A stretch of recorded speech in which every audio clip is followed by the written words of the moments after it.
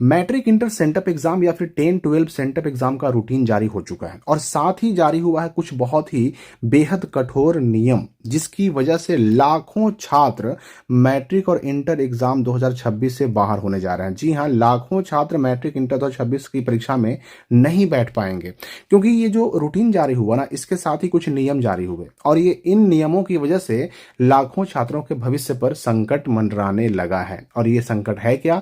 तो ये मामला है 75% अटेंडेंस को लेकर के। मैट्रिक इंटर सेंटअप एग्जाम 19 नवंबर से 75% उपस्थिति वाले ही दे सकेंगे परीक्षा। अब इस बात को समझिए, आखिर ये सारी चीजें एक दूसरे से लिंक कैसे हैं और किस नियम का आप पर क्या असर पड़ेगा। आखिर वो कौन से छात्र हैं जिनको एग्जाम देने का मौका 2026 में नहीं मिलने जा रहा है। तो पहले 2-3 बातें आपको समझनी है। यहां पर देखिए, पॉइंट नंबर 2 में तो कह दिया गया कि भाई डेट 19 तारीख से लेकर के 26 तारीख तक है इंटर वालों का सेंटअप एग्जाम का रूटीन इसमें आ चुका है। जो मैं आपको कल मैंने वीडियो में बताया था, सेम वही रूटीन जारी हुआ है।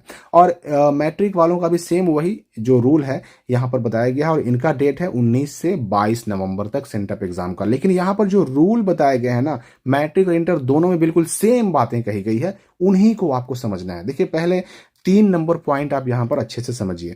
3 नंबर पॉइंट में कहा जा रहा है कि जो भी सेंटअप एग्जाम की अगर बात करें, इसमें जो भी नियमित, स्वतंत्र और क्वालिफाइंग कोटि यानी कि रेगुलर और प्राइवेट तथा क्वालिफाइंग कैटेगरी के जो छात्र हैं, उनको इस सेंटअप एग्जाम में उत्तीर्ण होना अनिवार्य है। ठीक है।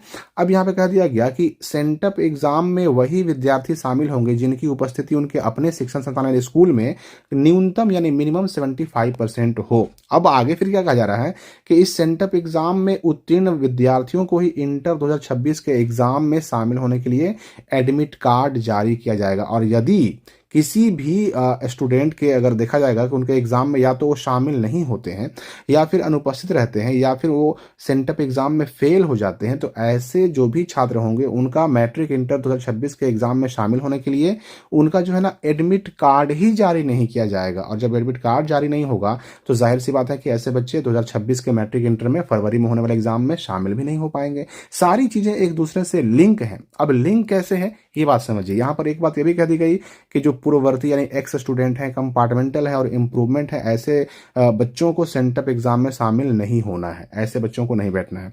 अब ये लिंक कैसे है, देखिए बात को समझिए। पहली बात तो ये कह देगी कि ये सेंटअप एग्जाम जो है, चाहे मैट्रिक का हो चाहे इंटर का हो, मैंने पहले ही कहा कि ये रूल जो है ना, मैट्रिक वाले नोटिस में भी और इंटर वाले नोटिस दोनों में कहा गया है। तो सेंटअप एग्जाम का रूल क्या है कि इसमें आपको बैठना यानी शामिल होना भी जरूरी है और इसमें पास होना भी जरूरी है। यहाँ पे कह भी दिया गया कि अगर फेल होते हैं या एग्जाम में नहीं बैठते हैं तो आपका एडमिट कार्ड ही नहीं आएगा। फरवरी 2026 में जो मैट्रिक इंटर का एग्जाम होने वाला है उसका एडमिट कार्ड ही नहीं आएगा। और जब एडमिट कार्ड ही नहीं आएगा तो जाहिर सी बात है कि आप वो एग्जाम नहीं दे पाएंगे। अब सेंटअप एग्जाम नहीं तो आपका फाइनल एग्जाम, फरवरी वाला एग्जाम नहीं, मैट्रिक इंटर का एग्जाम नहीं। और सेंटअप एग्जाम में तभी बैठ पाएंगे जब आपका अपने स्कूल कॉलेज में 75% अटेंडेंस होगा। यानी आपके स्कूल वाले देखेंगे कि हाँ भाई, जिस बच्चे का हम सेंटअप एग्जाम ले रहे हैं, जिसको बैठने की अनुमति दे रहे हैं, वो हमारे स्कूल में क्लास करने आते थे कि नहीं आते थे, वो क्लास करते थे, उपस्थित रहते थे कि नहीं रहते थे, और उसके हिसाब से ना ये 75% अटेंडेंस निकाला जाएगा। जो बच्चे इस क्राइटेरिया को, इस नॉर्म को, इस नियम को पूरा करेंगे, उनको एग्जाम में बैठने की छूट रहेगी। ऐसे बच्चों को एग्जाम देने यानी सेंटअप एग्जाम देने की छूट रहेगी। और जो बच्चे इस नियम को पूरा ना करेंगे, जिनका अटेंडेंस, उपस्थिति, अपने स्कूल में हाजिरी कम होगा 75% से, उनको इस सेंटअप एग्जाम में बैठने ही नहीं दिया जाएगा। तो इस 75% अटेंडेंस का हल क्या है, क्योंकि बहुत सारे ऐसे बच्चे हैं जो स्कूल नहीं जाते हैं, उनका क्या होगा उसकी बात हम आगे करेंगे। पहले आप 3 और नियम समझ लीजिए। देखिए, यहां पर 1 नंबर में कहा जा रहा है कि सेंटअप एग्जाम में प्रश्न पत्रों का विषयवार निर्धारण समिति स्तर पर किया गया है। मतलब किस सब्जेक्ट में कौन कौन से क्वेश्चन पूछे जाएंगे, ये बिहार बोर्ड ने इसका फैसला किया है। यानी क्वेश्चन बिहार बोर्ड ने बनवाया है और इसकी आपूर्ति बिहार बोर्ड द्वारा सभी स्कूलों को की जा रही है।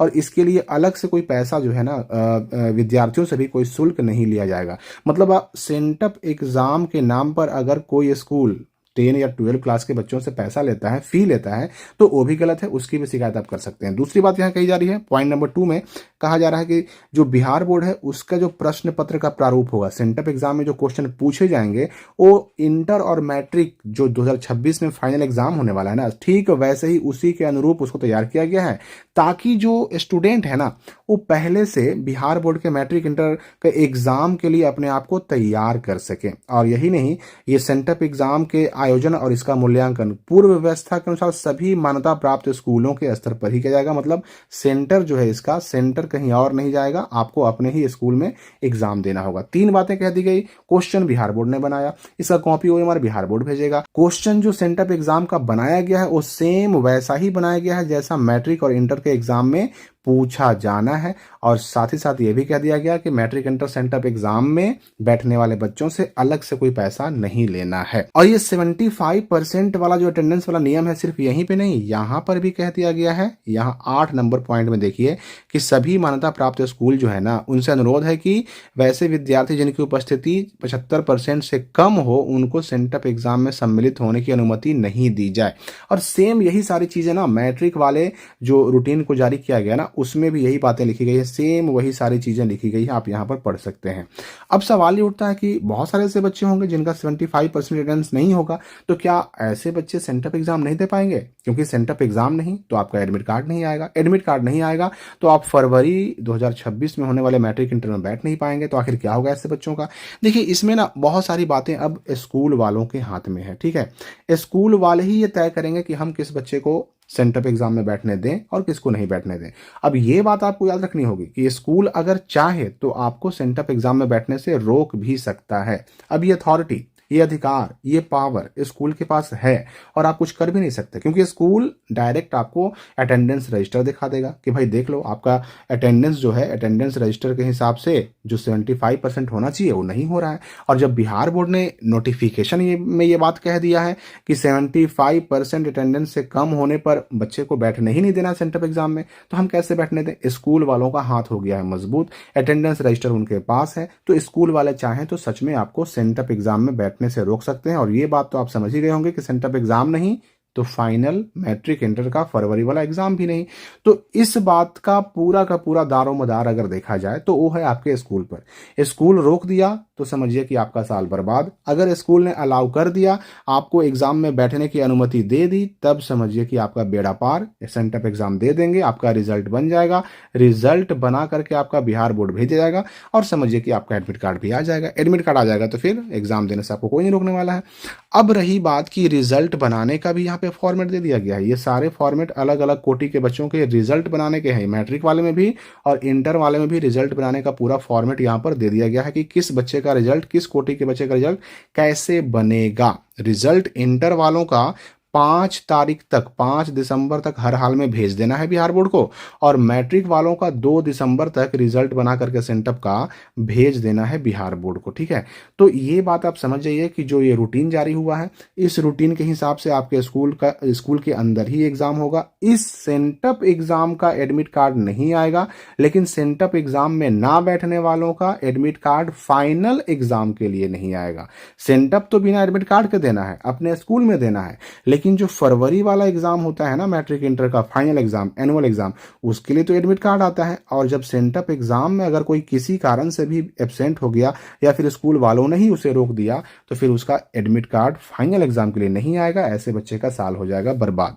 देखिए, रूटीन की बात करें तो 19, 20, 21, 22 4 दिन है मैट्रिक का सेंटअप एग्जाम, और इंटर के सेंटअप एग्जाम की बात करें तो 19 तारीख से यह भी शुरू है। 19, 20, 21, 22 को एग्जाम है, 23 को संडे है, उसके बाद फिर 24, 25 और 26 को एग्जाम है। ये रूटीन आप इस वीडियो के कमेंट और डिस्क्रिप्शन में दिए गए लिंक से भी डाउनलोड कर सकते हैं। और मैं बता दूं कि सेंटअप एग्जाम का अलग से जो है ना प्रैक्टिकल भी होगा इंटर वालों का, ठीक है ना। इंटर वालों का सेंटअप एग्जाम का अलग से प्रैक्टिकल होगा। ये प्रैक्टिकल सेंटअप एग्जाम के लिए होगा। और कैसे होगा, कहां होगा, कॉपी बनानी पड़ेगी कि नहीं पड़ेगी, इसके लिए अलग सेपरेट वीडियो आ रहा है। 10 वालों का होगा कि नहीं होगा, तो सेंटअप एग्जाम के प्रैक्टिकल की जानकारी हम उस वीडियो में देंगे। लेकिन याद रखिएगा कि वो सेंटअप एग्जाम का प्रैक्टिकल है। फरवरी 2026 में होने वाले मैट्रिक इंटर के फाइनल एग्जाम का जो प्रैक्टिकल होता है ना, उसका मामला अलग है। उसके लिए अलग से वीडियो आएगा। सेंटअप एग्जाम में जो अलग से रूटीन के हिसाब से आया है प्रैक्टिकल के लिए डेट, यहाँ पर आप देख सकते हैं इंटर वालों का 27, 28, 29 3 दिन सेंटअप एग्जाम के प्रैक्टिकल का डेट रखा गया है। तो इसके लिए अलग से वीडियो आ रहा है जिसमें आपको पूरी जानकारी दी जाएगी, कॉपी वगैरह, एग्जाम कैसे होगा, सब कुछ। तो अगर आपका अपने स्कूल में 75% अटेंडेंस नहीं है, हाजिरी नहीं है, और अगर आपके स्कूल वाले भी आपको सेंटअप में बैठने से रोक रहे हैं, तो उनसे मिलिए, बात कीजिए, रिक्वेस्ट कीजिए, क्योंकि सारी चीजें उन्हीं के हाथ में है। अगर उन्होंने आपको बैठने दिया तब तो कोई समस्या नहीं, अगर नहीं बैठने दिया तो फिर बहुत बड़ी प्रॉब्लम होने वाली है। आप 2026 में मैट्रिक इंटर का एग्जाम देना भूल ही जाइए। तो इस वीडियो के लिए फिलहाल इतना ही। एक नई अपडेट, नई जानकारी के साथ मिलेंगे हम अगली वीडियो में।